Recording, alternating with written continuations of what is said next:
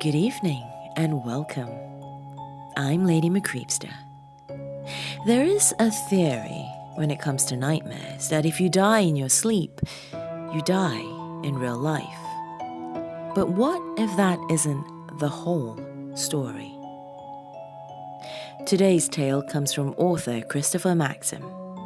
So come, lean in closer, and let's begin.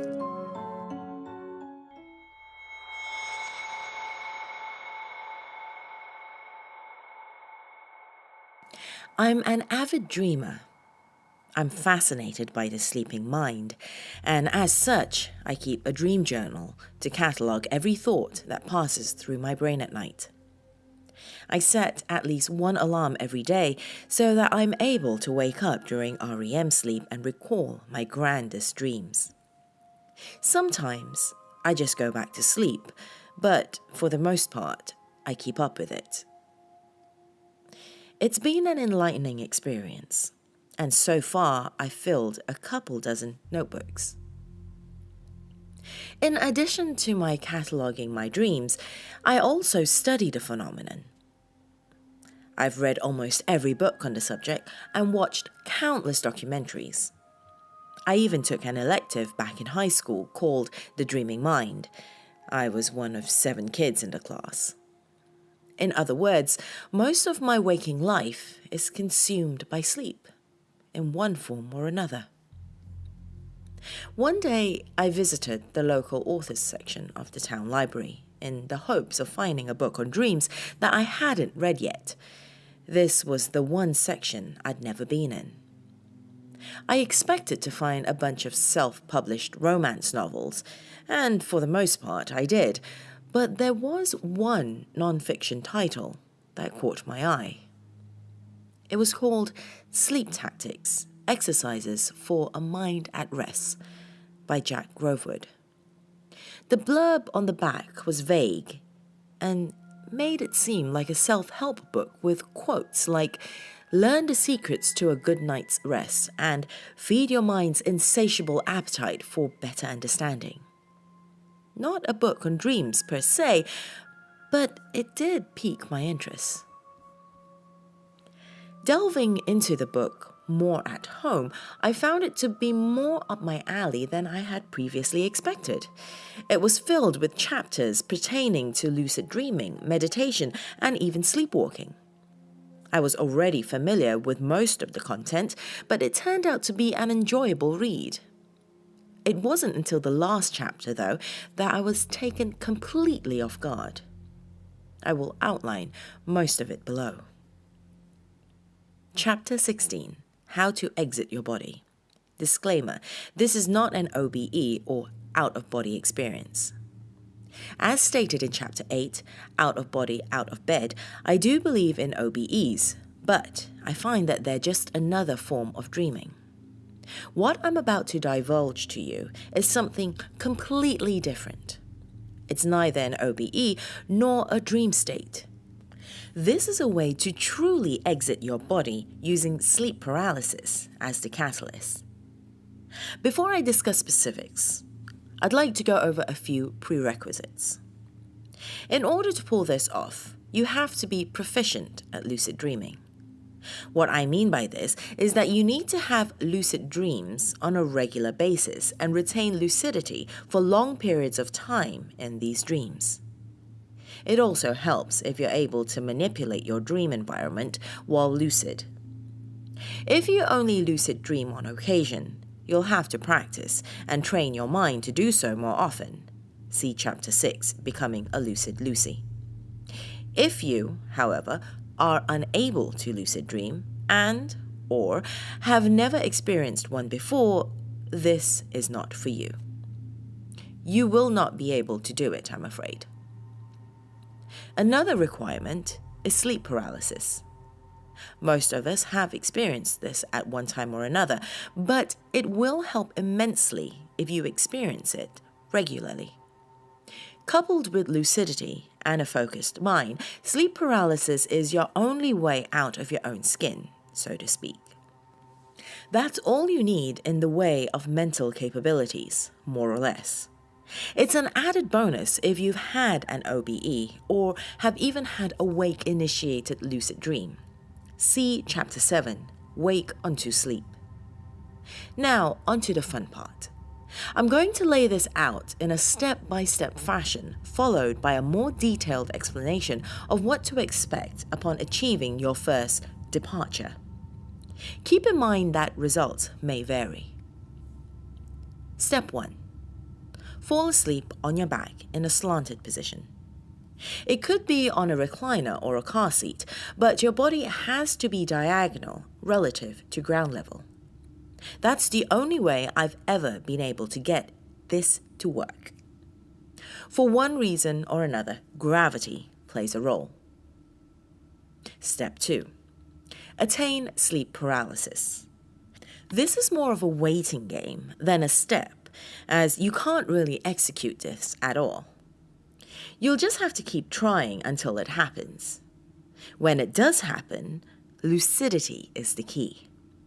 You have to be aware that you're in a state of sleep paralysis and be unafraid of your lack of mobility. This is one of the ways being a lucid dreamer comes in handy. Step 3. Once paralyzed, attempt to move your legs. If you're in the proper position, at least one of them should be mobile. If you can't move either of them, then you'll have to start over and experiment by tilting your seat in different positions. Step 4. Upon freeing one or more of your legs, attempt to free your arms.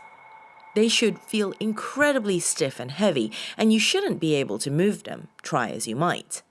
You should, however, feel a sharp sting in your head. Don't be alarmed, you're not having an aneurysm. This is completely normal and is necessary to making your exit.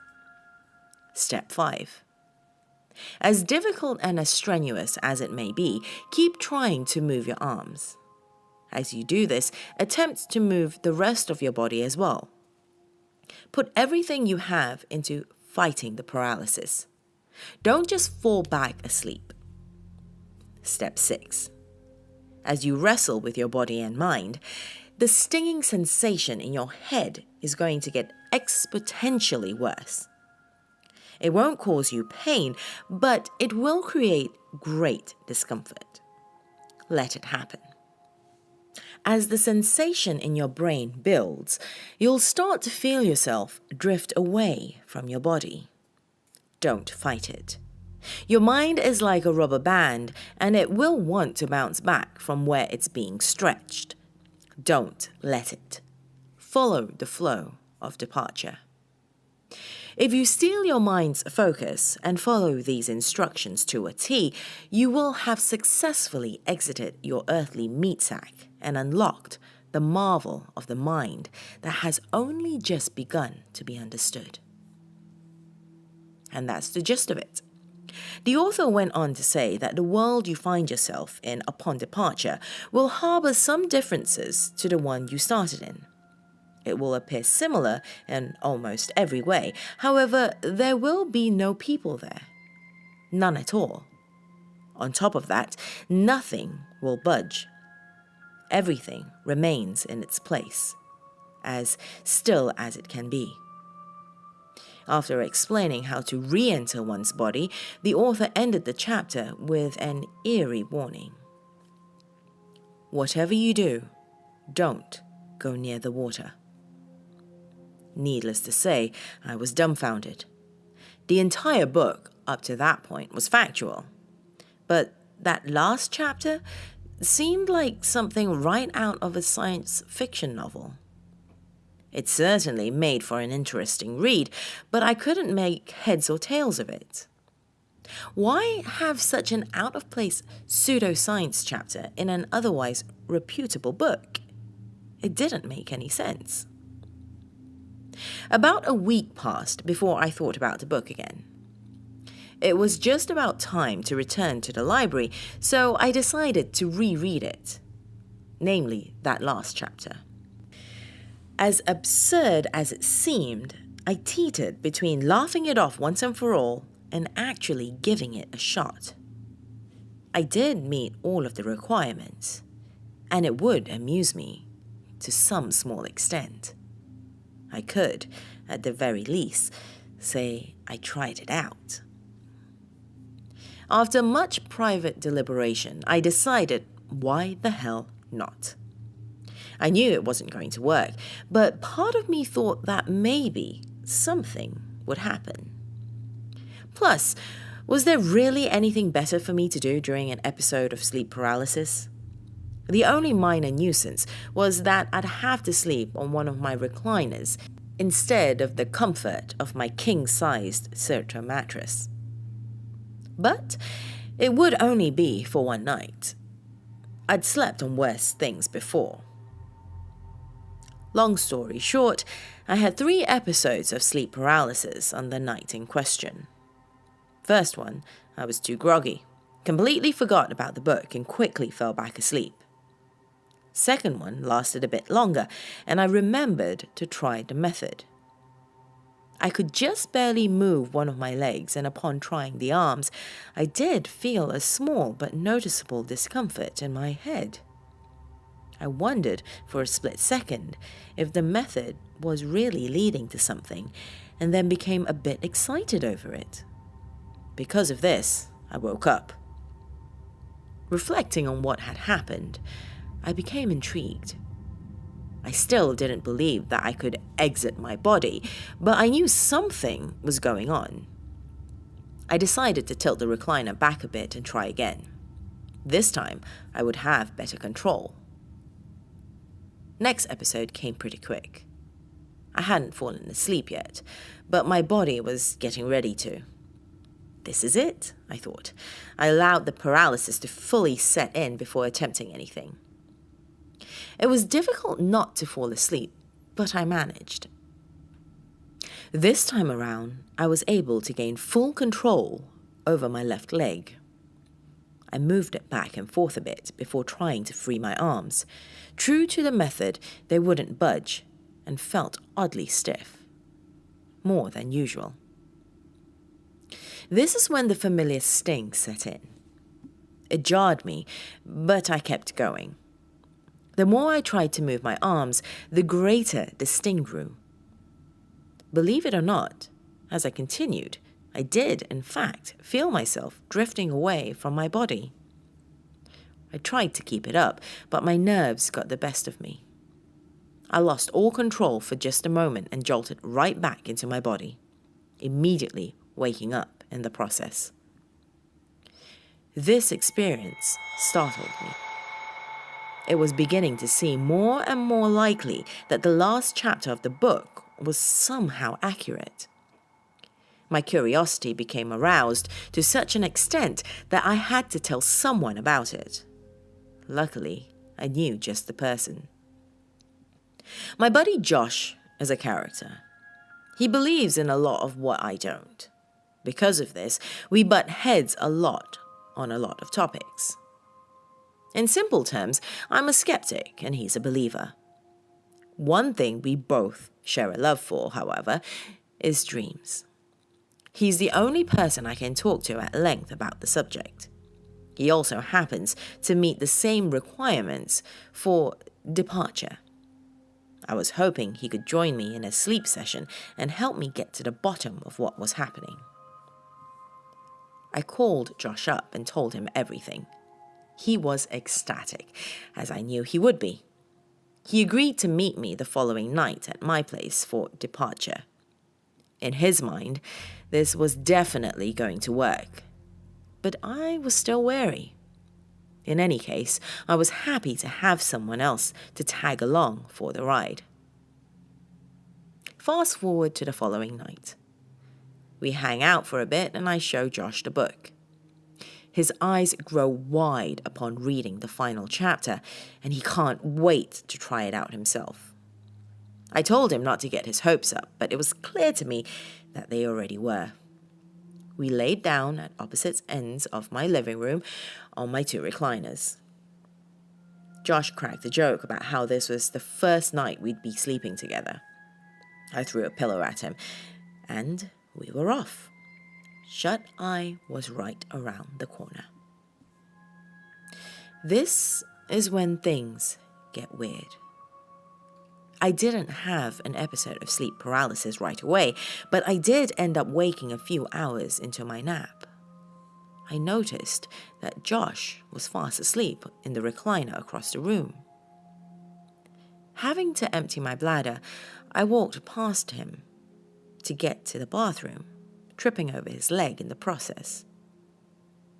I met the floor with a thud and turned around to see if Josh had woken. He hadn't. I knew he was a heavy sleeper, but even he should have woken up, given the commotion. Worried, I yelled his name. Nothing. I tried shaking him. Still nothing. I grabbed his wrist and checked his pulse. It was there, but it was weak. This is when I panicked. I ran to my room, grabbed my phone, and scrambled to hit the call button. Just as I was about to dial 911, I heard a loud gasp from the next room, like a diver coming up for air.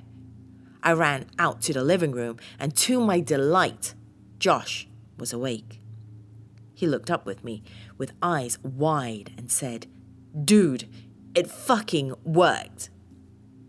I was flabbergasted. Though Josh was an over-enthusiastic believer and downright stubborn at times, he was no liar. I asked him over and over again if he was sure it wasn't just a dream, and he said he was 100% certain. I believed him. Why else would I have not been able to wake him? Why else would his pulse have been so weak? We spent the next couple of hours talking about the experience. Upon leaving his body, he found himself in the world around him, only everything was perfectly still. He tried opening the door to my house, but the knob wouldn't turn and the door wouldn't budge. It took him a while to realize this, but he ended up discovering that he could phase through the walls.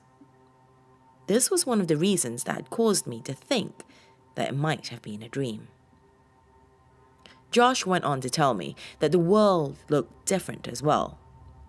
He said it was like having the contrast dialed up on a picture. Combined with the eerie stillness, he said it was truly like being stuck in a photograph. I tried to imagine it, but I knew I needed to see it for myself. We made plans to go back to sleep and enter the world together. Though I was anxious, I felt confident that I could pull it off this time.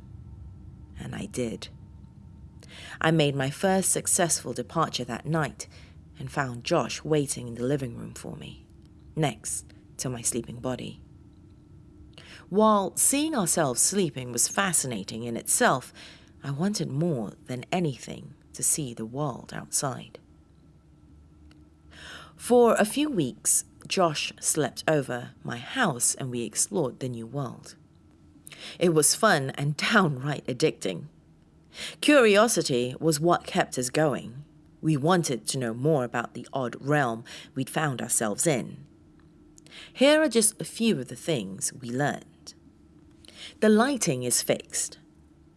It always looks to be about noontime, though there's no sun in the sky. We can't phase through older buildings, not sure why. There's no people, like the book said, but also no animals or even insects. Sound is reverbed. There's always a slight echo when Josh and I talk. It's possible to fall asleep in the world, but you won't dream. If you travel too far from your body, you'll hit an invisible wall and be unable to go any further. Time doesn't pass in the real world while we're departed. After about a month of exploring, things changed. The more and more we explored, the more uncomfortable I felt. It always seemed like something had its eye on us, even though there was no one around. Josh was the opposite. Our late-night adventures were becoming so routine for him that he was becoming bored. He kept talking about the water and how he wanted to get a closer look at the pond near the main road. I kept reminding him about the author's warning, but Josh didn't seem to care. Water was the one thing we hadn't toyed around with yet. Eventually, Josh's curiosity got the best of him. One night, upon leaving my body, Josh was nowhere to be found. I thought that maybe he hadn't departed yet, but he always beat me to the punch. This could only mean one thing. I phased through the walls of my home and raced to the nearby pond. Josh was there. He was standing at the end of the dock that the locals would fish off. I yelled out to him. "Josh, what are you doing?" "It's fine. See? There's nothing to be afraid of. It's just water." I watched as Josh reached down and touched the surface of the pond. It rippled. This struck me as incredibly bizarre. It shouldn't have reacted to his touch. We'd been there for weeks and hadn't seen a single thing move. Even the air was still. Perplexed, I started walking out towards Josh. He lifted his hand up, just as awestruck as I was. As he pulled his arm back, the ripple expanded. With it, a small portion of water turned black. After a few moments, I watched as something reached out from the blackness. It was a hand. A fucking hand. It reached up over the dock and grabbed Josh's leg, yanking him downwards. He went feet first into the water, holding onto the dock for dear life. As he screamed, I ran towards him as fast as I could. Before I could even get halfway to his position, I watched him disappear into the water. I ran the rest of the way, but the blackness had faded and returned to normal. My best friend was gone. Breathless and in shock, I ran away. I wanted to save Josh, but I didn't know how. I also felt that if I re-entered my body, perhaps I'd find Josh awake in the real world. It was wishful thinking, but it was all I had. That wishful thinking fell flat when I awoke. Josh was still unconscious. I tried and tried, but I couldn't get him to wake up. Eventually, I called 911 and he was taken away on a stretcher. The doctors say he's in a coma, but can't discern what caused it. And that's everything. I'm a fucking wreck over what happened. I've tried visiting Josh in the hospital, but I can't face his parents, and they're always there. Instead, I go out to the pond in the real world, hoping that somehow I'll find answers. All I do end up finding are more questions. I haven't even departed since Josh was taken. I've tried, but something's holding me back. It might be fear. Josh's analogy was right. That world is like a photograph, a still frame of the world we were never meant to see. A moment frozen in time with a layer of reality stripped away, and there's something living there. Despite this, I need to save my friend. He didn't heed the author's warning, but I'm the reason he entered that world in the first place. I have to go back.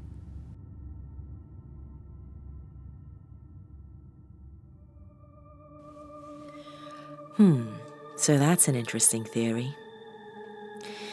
What did you think? Leave me a comment below, let me know your thoughts, and if you liked this one, remember to give me a thumbs up. And if you haven't done so already, hit that subscribe button and click on that bell icon too to get updates for whenever I upload a new story. That's all I have for you this evening, but make sure you come back soon. Till then, bye-bye.